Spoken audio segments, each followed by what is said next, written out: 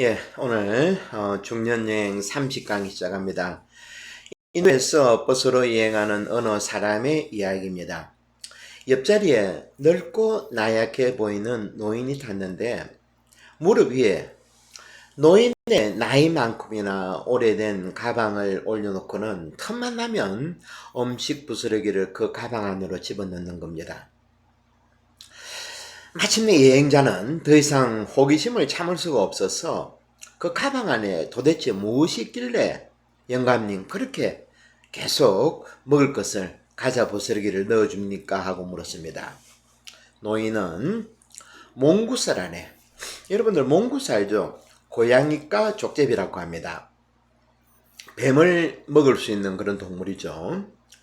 그래서 이 사람이 영감님 왜 그 동물을 데리고 다니십니까? 노인이 이렇게 말합니다. 이보게나 나는 알코올 중독자라서 환각중에 뱀이 나타날까봐 뱀이 무서워서 뱀을 쫓아낼 몽구수가 필요하다네. 그러자 옆자리 여행자가 하지만 그 뱀들이 그저 환상이라는 것을 모르십니까? 노인은 이렇게 응수합니다. 여보게 내가 미치지 않았네.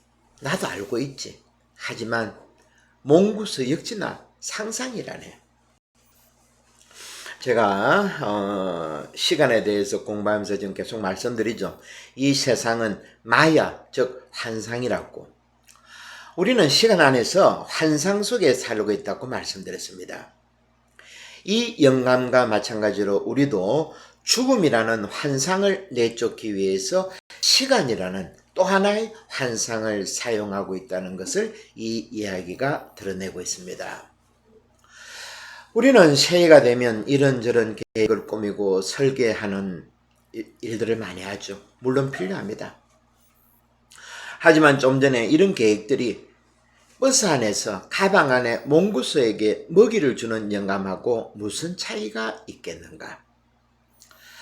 우리들은 시간이라는 정체를 알지 못하고서 한 해를 설계하는 짓이 몽고스에게 먹이를 주는 것하고 다를 바 없다는 겁니다. 제가 지난주 강론에서 중년 공부에서 도종환 시인의 접시꽃 당신과 가구라는 시, 두 가지 시를 소개했죠.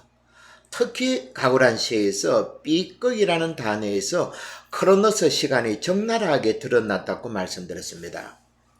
결국 장자가 자기 아내의 죽음을 지켜보면서 우주의 커다란 방에서 자기 아내가 편히 쉬고 있는 것을 가만히 지켜보면서 죽음에 대한 생각이 달라졌다는 것 기억하시죠? 그러면서 장자는 우주 안에 커다란 방이 있다라는 것을 친구에게 말했습니다.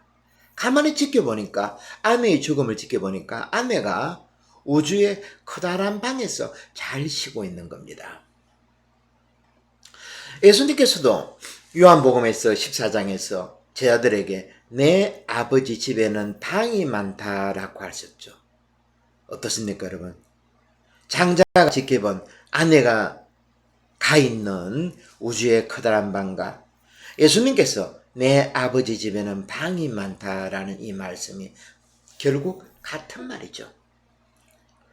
우리가 이렇게 죽음을 선선히 받아들이는 것은 곧 미래 시간에 대한 두려움 없이 환상으로 몽구스에게 먹이를 줄 필요 없이 지금 여기에서 편안하게 살아갈 수 있다는 겁니다. 이러한 삶이 순교자들의 삶이고 소풍 나온 삶이라는 것입니다. 이렇게 보면 순교자의 삶과 소풍 나온 삶은 동일한 것이라는 거죠. 사실 우리가 자녀들에게 심하게 집착하는 것도 가만히 지켜보면 죽음으로 내 생명이 여기서 끝나는 것을 받아들일 수 없다는 또 하나의 의지라는 겁니다. 살고 싶다는 의지라는 것이죠. 나는 비록 죽지만 나 자녀의 삶을 통해 내 자녀의 DNA를 통해서 나의 생명이 이어진다고 생각하기 때문입니다. 그리고 또 재물에 우리가 이렇게 집착하는 것도 재물에다가 우리 생명을 투사해 놨기 때문이죠. 재물을 내 피와 땀이라 생각합니다. 그래서 재물이 늘어나면 우리 생명력이 활발해지고 재물이 줄어들면 우리 생명력도 함께 줄어드는 것으로 생각하죠. 제가 이번에 휴가 때 한국을 갔는데 얼마나 그 당시만 하더라도 주식 열풍이 불었는지 뭐 동학개미이던 엉뚱한 소리를 해가지고 전 국민을 주식의 잠으로 넣었죠. 심지어는 저는 그 차가 없어서 버스를 주로 타고 다닙니다. 앞자리는 장애 좌석이 아니기 때문에 경로석도 아니고 기사 운전기사 뒷자리를 주로 자주 타는데 가만히 보면 기사들이 쉴 때마다 주식 휴대폰으로 나와 있죠. 보고 있습니다. 빨갛고 파랗고 뒤에서 지켜보고 있으면 좀 불안하죠. 이렇게 재물뿐만 아니고 또 건강도 마찬가지입니다. 지금 우리 한국 사람들 얼마나 건강에 대해서 집착합니까? 건강이 조금만 좋아져도 누군가 당신이 10년 젊어 보인다 하면 그냥 막 입이 찢어지죠. 의사들이 건강이 많이 좋아졌습니다 하면 마치 자기가 영원 불멸할 것처럼 건방을 뜹니다. 하지만 우리가 죽음을 제대로 받아들이게 될 때는 우리의 삶이 생각도 못할 만큼 자유로워진다는 겁니다. 한 번도 이런 체험을 못 해보셨죠? 예수님은 그래서 나의 제자가 되려면 누구든지 자기 십자가를 지고 나를 따라야 한다라는 말씀이 바로 이 점을 강조하고 있다는 겁니다. 우리가 십자가를, 죽음을 받아들인다는 것은 곧 미래에 대한 헛된 기대 없이 시간을 넘어 지금 여기를 현존한다는 것을 말합니다. 여기서 십자가의 진정한 의미가 드러나죠. 십자가는 우리가 과거와 미래를 쉼없이 방황하는 것을, 왔다 갔다 하는 것을 막아주는 역할을 한다는 겁니다. 십자가는 우리가 지금 여기를 지켜보게 하는 장치라는 것이죠. 마치 등대와 같다는 겁니다. 현존하라는 거죠. 지금 여기를 지켜봐라. 이것이 십자가의 가장 큰 의미라는 것. 생각 못 해보셨죠? 여러분, 비록 지금 여기서는 제대로 행복을 느끼지 못하지만 분명히 10년, 20년 뒤에 미래에는 내가 분명히 행복해질 것이다 라고 생각하시는 분들 있습니까? 이런 분들에게 말씀드리고 싶은 것은 꿈 깨십시오. 지금 행복하지 못하면 10년, 20년 뒤에 내 자녀가 뭐 장은급제를 하더라도 내 로또가 1등이 열리더라도 절대 행복하지 못합니다. 저는 자주 공원 묘지를 갑니다. 부모님 뵈러 가는 것도 있지만 그곳에 가면 편안함을 느끼게 됩니다.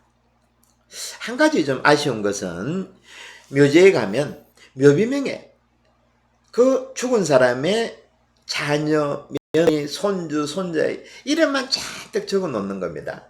참으로 좀 그런 건 아쉬운데, 여러분 제가 언젠가 그리스인 졸업아 말씀드렸죠. 꼭 한번 볼만한 책이라고. 저는 3번인가 4번인가 봤는데 볼 때마다 다릅니다. 그 재미가. 이 소설을 썼던 분이 니코스 카자찬키스인데 이 사람이 삶을 마치 소풍 나온 것처럼 재밌게 자유롭게 살다간 작가였습니다. 이 사람이 자기 묘비명에 이렇게 써놓았습니다. 단 세 줄인데 나는 이 세상에 아무것도 기대하지 않는다. 나는 이 세상에 아무것도 두려워하는 것이 없다. 마지막 줄, 나는 자유다. 한 해를 새롭게 시작하는 우리에게 또 참으로 뜻있는 말이겠죠. 시간을 제대로 살아갈 수 있게 만드는 그런 도움되는 묘비명이라 하겠습니다.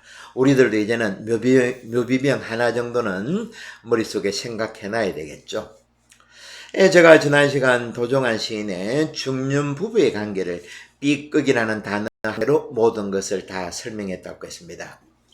삐걱, 이 단어가 이번 주에도 같이 연결되는데 다른 말로 하면 권태입니다. 권태, 지겨움이죠. 우리가 얼마 전에 놀이에 대해서 공부했는데 놀이와 정에 있는 개념이 바로 권태입니다. 덴마크의 신학자 켈케고르가 태초에 근태가 있었다. 신들은 근태로 왔고 그래서 인간을 창조했다 라는 말을 했습니다. 참으로 불경스러운 말이죠. 그렇죠? 오해하기 쉬운 말입니다. 철학과 성경 그리고 신학의 대가였던 키엘케고르는 니체와 같이 많은 사람들로부터 당시에 살아생전에 오해를 받았습니다. 키엘케고르는 사람들의 거센 반대가 두려워서 자기 이름으로 책을 출간하지 않았을 정도였습니다. 니체도 마찬가지죠. 니체는 살아생전 책을 4권을 출판했는데 단 60권만 팔렸다고 합니다. 그에 비해서 저는 유튜브 그래도 한 100명 이상 들어오니까 대단히 성공했다고 저는 자족하고 있습니다. 건태는 크로노스 시간에 속해 있다고 할 수 있습니다. 이 건태를 다른 단어로 바꾸면 여러분 무엇으로 바꿀 수 있다고 생각하십니까? 건태. 두렵고 떨리는 황홀한 신비죠. 건태는 떨리지 않는 것이다. 황홀하지 않다는 거죠. 종교학자 루돌프 오도가 종교를 한마디로 해라 하니까 두렵고 떨리는 황홀한 신비다. 만일 내 마음에 두렵고 떨리는 황홀한 신비가 없다 그러면 그것은 전문용어로 10년 공부 도로함이 타버리겠죠. 예, 니체의 사상에 큰 영향을 준 것이 디오니소스 신입니다. 그리스 신화에서 디오니소스 신은 축제의 신, 놀이의 신입니다. 디오니소스는 무엇보다 법이나 전통에 얽매이지 않는 자유와 기쁨을 선물로 주는 신이죠. 이 때문에 디오니소스를 술의 신이라고도 합니다. 디오니소스를 라틴말로 하면 바쿠스라고 부르죠. 여러분, 바쿠스 하니까 친숙한 단어지 않습니까? 한국 사람들은 잊을 수 없는 단어죠. 바로 바카스입니다. 저희 어머니께서 살아생전에 바카스를 너무 좋아하시는데 냉장고 열면 항상 바카스가 한 박스씩 있습니다. 그 생각이 납니다. 피로회복제죠. 니체는 십자가에서 꼼짝하지 못하는 신을 부정했습니다. 니체의 이 말을 이해하려면 도스토옙스키, 까라마초프 형제들 중에서 대주교와 예수님의 만남을 여러분 기억 속에 떠올리시면 되겠습니다. 예수님은 청년의 모습으로 소위 말하면 잠바떼기 하나 걸치고 추레한 모습으로 웅장한 대성당으로 들어오십니다. 이 모습을 보고 대주교가 고함을 치죠. 당신 없이도 우리 교회는 잘 운영되니까 제발 우리를 혼란스럽게 하지 말고 이곳을 떠나라고 호통을 칩니다. 니체가 신은 죽었다고 한 말도 바로 이런 의미입니다. 우리와 춤추지 못하는 신은 죽었다는 겁니다. 이런 상황에서 니체는 셀 위 댄서, 나와 함께 춤추자 하는 살아있는 신을 우리에게 소개했던 것입니다. 제도권 교회에서 못 박힌 신, 근간이 씌워진 신은, 그런 예수는 필요 없다는 것이죠. 이런 배경에서 니체는 우리에게 디오니소스가 만든 포도주를 마시고 기쁨으로 취해라. 삶을 살만한 것으로 만들어라 외쳤던 것입니다. 디오니소스 신을 좀 더 우리가 잘 이해를 하려면 우리 한국식으로 생각해 보면 도깨비 신으로 연결해 보면 될 겁니다. 디오니소스나 도깨비는 어떻습니까? 놀 줄 아는 신입니다. 우리나라의 도깨비는 얼마나 재미있게 놀았는가 하는가, 시간 가는 줄을 모르는 겁니다. 춤추고 도깨비 방망이를 휘두르고 뭐 뚝딱하고 뭐 재밌게 하고 사람들하고 춤추고 오죽 노는 데 심취했으면 새벽이 오기 전에 자기들이 사는 곳으로 가야 한다고 했겠습니까? 디오니소스나 도깨비는 어린 아이와 같은 신이라 보면 됩니다. 이에 비해서 그리스 로마에서는 정반대의 자리에, 디오니소스의 정반대의 자리에 누가 있는가 하니까 아폴론 신이 있습니다. 아폴론 신은 태양의 신으로서 윤리, 도덕, 법을 관장하는 통제의 신이라 보면 되겠죠. 오늘날 제도권적인 그런 종교를 생각하시면 될 겁니다. 니체는 디오니소스, 곧 놀이, 축제, 떨림으로 살아야 된다고 말했습니다. 우리들이 낙타처럼, 종처럼 살아서는 절대 춤을 출 수 없다는 겁니다. 아모르 데이, 아모르 파티, 하느님을 사랑하고 자기 운명을 사랑하라고 외친 겁니다. 도마복음 42절에 예수님이 말씀하십니다. 여러분들은 나그네들이 되십시오. 어떻습니까, 여러분?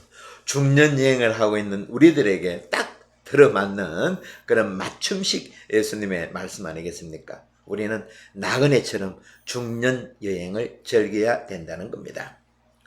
그리고 50절에 기가 막힌 말씀을 하시는데, 예수님께서 그들이 여러분이 어디서 왔느냐라고 물으면, 여러분은 빛에서 왔고 그곳은 빛이 스스로 생겨난 것이고 그 빛이 모양을 드러냈다라고 말하세요. 그들이 여러분은 누구냐라고 물으면, 여러분은 그 빛의 아들이고 살아계신 아버지의 선택을 받은 자들이다라고 말하세요. 만약 그들이 여러분 안에 살아계신 아버지가 있다는 증거가 무엇이냐고 물으면 움직임과 안식이다라고 말하세요. 참으로 의미 깊은 말이죠, 그죠? 움직임과 안식.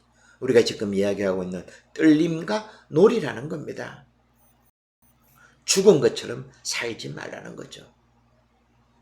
이 세상은 빛이다라는 요한복음, 빛에서 세상이 나왔다는 요한복음하고도 연결되는 그런 말씀들이죠.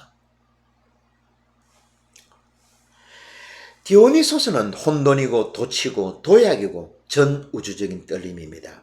니체 표현대로 생의 거침없는 표현이고 약동하는 생의 정렬이라는 것. 이거대로 우리 안에 엄청난 핵 연료가 들어있다는 것. 제가 전에 한번 말씀드렸죠. 우리는 선창가나 왔다 갔다 하는, 주일 되면 성당이나 왔다 갔다 하는 그런 가벼운 신앙인들이 아니라는 겁니다. 우리는 목숨을 걸고 태평양을, 대서양을 건너가고 있는 중년 여행자들이라는 거죠. 이제 이런 면으로 니체를 보십시오. 이전에는 이해하기 어려운 니체의 킬케고르가 조금은 쉽게 읽혀질 것입니다. 사실 킬케고르와 니체가 보기에 우리 그리스도교는 당시에 죽은 종교였다는 겁니다. 거의 간 속에 들어있는 것으로 보았죠.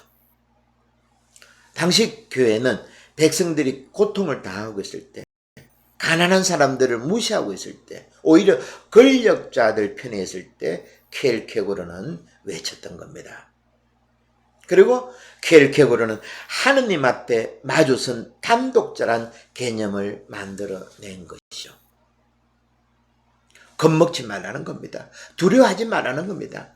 니코스 카사사키스의 묘비형 있죠. 이 세상에 두려워할 것이 없다. 야곱이 새벽에 올 때까지 야복강에서 하느님의 천사와 삿발을 잡고 씨름했다는 것을 머릿속에 떠올려 보십시오. 거기서 비로소 야곱은 이스라엘이라는 새 이름을 받게 됩니다. 아브라함, 이삭, 야곱. 어떤 시련이 오더라도 하느님을 끝까지 놓지 않겠다는 것. 이것이 킬케고르가 하느님 앞에 마주한 단독자인 것입니다. 우리들은 가축들처럼 이리 몰려다니고 떼거지로 저리 몰려다니고 이런 사람들이 아니라는 겁니다. 마치 조용필 노래에 나오는 피를 흘리더라도 먹을 것이 없더라 킬로만자로의 산에서 왔다 갔다 하는, 피를 흘리면서 하느님 앞에 마주 서 있는 그런 엄청난 인간들이 되어야 되겠죠. 그래서 선불계에서도 임재선사가 부처를 만나면 부처를 죽이고 조산을 만나면 조사를 죽이려 했습니다. 이와 같은 이야기가 선불교의 당나라 시대에 또 있는데 다나스님이라는 분이 있습니다. 이 스님이 어느 겨울날 지금의 한국처럼 아주 추웠던 것 같습니다. 낙양의 해림사에서 하룻밤을 묵었는데 그날 강추위가 몰려와서 잠을 이루기 힘들자 마침내 법당 안에 들어가서 나무로 만든 불상 있죠. 우리로 만들면 커다란 십자가겠죠. 이것을 꺼내가지고 불을 지폈습니다. 이미 불은 타올랐죠. 이것을 새벽에 깨어나서 이 광경을 지켜본 주지가 펄쩍 뛰고 고함을 치는 겁니다. 난리가 났죠. 당신 미쳐서 무슨 이유로 법당에 부처님을 한 것이요. 그러자 다나스님이 천연덕스럽게 이렇게 말하는 것입니다. 부처님을 화장해서 사리를 얻으려는 겁니다. 라고. 그러면서 막대기를 가지고 이미 다 타버린 부처상을, 그 나무 토막을 재를 뒤지기는 겁니다. 그러자 지주는 더 화가 나서 불에 탄 재에서 무슨 사리가 나온단 말이에요. 고함을 치는 겁니다. 그러자 다나스님이 아니 사리가 없으면 그냥 나무 토막이지 왜 자꾸 부처님이라 하십니까? 라는 말을 했다는 겁니다. 창식의 야곱 그리고 당나라의 다나스님 그리고 임재선사 이 모두가 하나로 통하고 있죠. 태초에 근태가 있었다란 켈케골의 이야기를 하면서 근태는 크로노스 시간에 속하고 놀이는 떨림은 카이로스 시간에 속한다고 했습니다. 이렇게 니체와 켈케골의 삶의 궤적도 같았고 보면 되겠죠.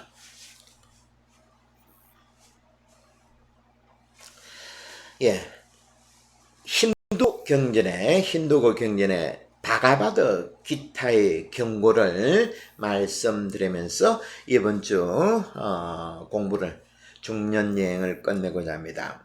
바가바드 기타라 그러면 아주 힌두교에서는 오래되었고 아주 의미가 있는 그런 경전입니다.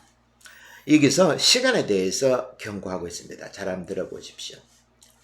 나 세월로 와서 인간을 먹어 치우노니 파멸로 무르익어가는 그들의 때를 기다리도다. 오늘 30번째 시간에 대한 강의 여기서 마칩니다. 또 한 주간 시간을 잘 들여다보고 시간의 정체를 파헤치는 그런 유익한 시간들이 되도록 해야겠죠. 감사합니다.